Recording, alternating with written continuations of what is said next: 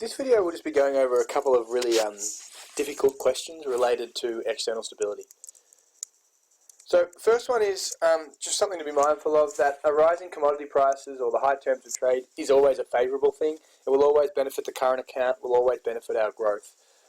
It doesn't really turn off foreign buyers when our terms of trade is high, because commodity prices, their prices are determined on global markets. So even when our prices are high, it doesn't mean we're becoming less internationally competitive. There's still lots of demand for our commodities because they're going to be expensive all over the world. And the demand for commodities is relatively inelastic, so we're still going to be generating a similar demand for our products at a high price. We're just going to be generating a lot more revenue. That's just something to be mindful of. Alright, first question. Australia's large current account deficit is an ongoing problem that must be addressed. In the space below, provide an argument either for or against this statement. So you can go either way.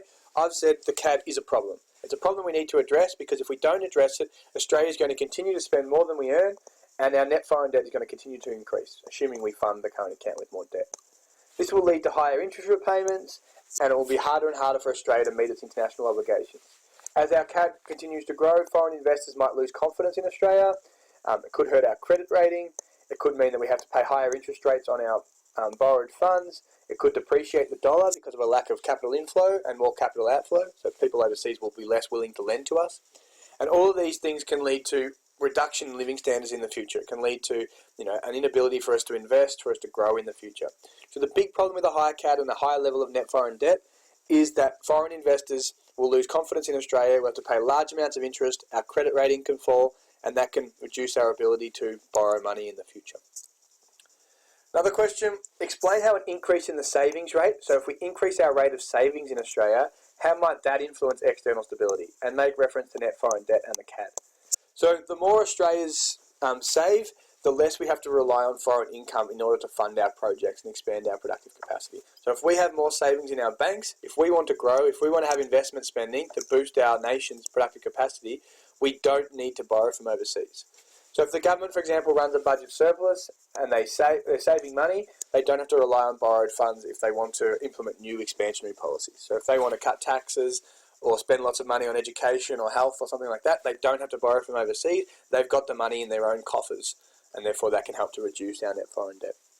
The lower our savings rate, the more we have to borrow through the financial account, so where we have all the credits for borrowing money, and that will require increased interest repayments.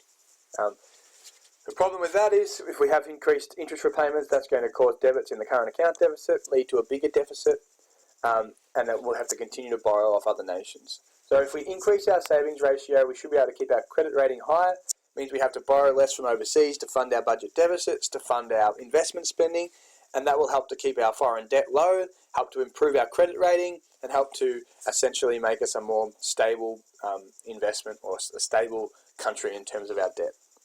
So foreign savings is really important, because it means we've got the money to fund our own projects, we've got the money to fund our own budget deficits. It helps to reduce the amount of interest in our current account, helps to keep our net foreign debt low, and keep our credit rating high, and all that is really, really important. Alright, explain the relationship between net foreign liabilities and the CAD.